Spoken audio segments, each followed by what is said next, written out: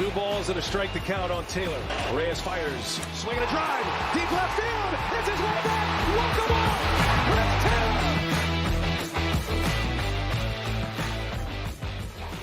What's up, everyone? Welcome into DodgerHeads, presented by DodgerBlue.com, joined by Matt Moreno today. My name is Jeff Spiegel, and today we're talking a little bit of rumors. Seiya Suzuki, an outfielder from Japan, was a guy who was rumored to be coming over to Major League Baseball.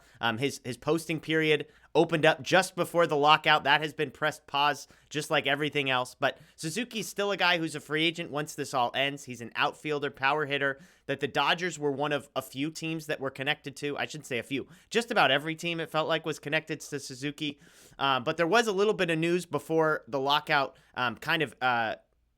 reached full peak. Sean McAdam of the Boston Sports Journal lists the Red Sox, the Yankees, and the Blue Jays as teams that might have been the most aggressive in pursuing Suzuki. Right-handed outfielder, again, power hitter. My question to you, Matt, we know this is a guy that the Dodgers have been linked to. Do you think this was a signing that makes sense? I mean, we kind of have this weird moment in the lockout where everything pauses. You get to reevaluate. You've got Chris Taylor, Corey Seager's gone, et cetera, et cetera. Would Suzuki be a guy that you'd be aggressive about going after once the lockout ends? I think I probably would, but it's sort of contingent on what maybe the plans are with AJ Pollock. And if you feel like you can trade him, then I think Suzuki makes a lot more sense. If not, I don't really see the best fit being with the Dodgers, especially with Chris Taylor being back on kind of, a long-term contract. Yeah. And that's even factoring in, the universal DH that everybody's expecting will be part of the new CBA. The Dodgers still could have a surplus of players and not enough spots for everybody. And obviously, we've covered their reported interest in Freddie Freeman. And so if you sign him, then it moves Max Muncy to maybe a second base / DH role. Gavin Lux could be potentially another utility player that the Dodgers are going to be moving around.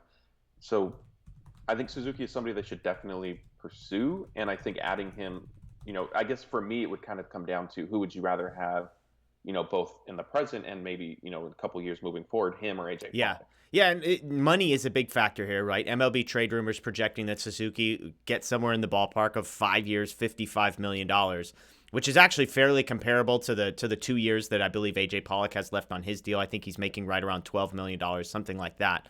And so the reason that you would trade AJ Pollock is because basically you could move Pollock, who's on an incredibly team-friendly deal at this point, maybe at the height of his value coming off of one of the best seasons that he has had. And so it's kind of like if you can trade Pollock, not just to get rid of him, but get something in return, whether it's prospects, maybe a little bit of pitching help, maybe it's a three-way deal where you get some prospects that then you flip for some pitching help, that kind of a thing, and then sign Suzuki for about the same price, you're kind of manufacturing value for yourself and creating value in a way that is available to you. I think the concern for me would be AJ Pollock just came off his best season. And we know it's been ups and downs, and we know the injury history has been a little inconsistent. But we also know there's risk in signing a guy from the NPB over in Japan, just as there is from any foreign league. Sometimes these guys translate right away. Sometimes they don't. And so if you're a team like the Dodgers with aspirations that you do you really want to bring in a guy that might be an unbelievable signing, but the range of potential outcomes is so large. So from my perspective, if you could save money, which is a big deal, as you said, wanting to sign Freddie Freeman, the collective bargaining tax, it is what it is. So if you could save money on doing something like this, sure, but that doesn't appear to be the case. You're basically going to be moving money around from one guy to the next and trying to acquire pitching. So all that to say, I'm not sure it makes sense to me. I think I like AJ Pollock. I like the consistency you have there. You have Chris Taylor as a fourth outfielder, and you go from there. So I don't know. Is there something I'm missing on that front? I was surprised to see that the dollar numbers were similar. Yeah, you pretty much hit the nail on the head. If we want to back it up a little bit just to the very beginning, the fact that the Dodgers were among the teams that had reported interest, of course, wasn't a surprise, right? Because if we've learned anything under Andrew Friedman, it's he basically leaves no stone unturned in trying to fill out the roster.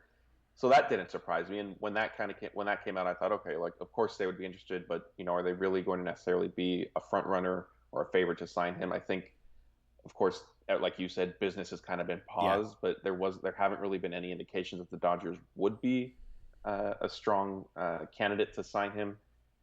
So, I think it's just one of those things where if you're the Dodgers, you kind of keep exploring it until it's done, until you kind of hear, well, wait a minute, I have, X years and X dollars from the Red Sox. Do you want to match that, or do you want to exceed it, or whatever the case might be? And then you kind of let the chips fall however they may. Because if for whatever reason, let's say Suzuki doesn't get the type of deal that maybe he's been projected to, and you could get him on a little bit more of a team-friendly contract, then you might be a little bit more aggressive, and maybe he becomes your everyday designated hitter or something. Yeah. And to be clear, there are no rumors about AJ Pollock being potentially traded. He's just a name that on this show we've kicked around a few times because, again, team-friendly contract, getting up there in age. Could the Dodgers? There's not really any starting pitchers out there on the market that totally move the needle. I mean, there's a couple, obviously Kershaw, Rodon, but beyond those two guys, it's kind of like, who can you get? So if you could move somebody on the roster in exchange and going out and getting via trade, since there's not options on the free agent market, great. Well, who would you trade? You know, you look around. It's not going to be Mookie Betts. It's not going to be Cody Bellinger. It's not going to be Max Muncy. It's not going to be Trey Turner. It's not going to be Justin Turner. You just go down the list. AJ Pollock is the guy. Couple years left on his deal. Team-friendly deal. Probably has some value around the league.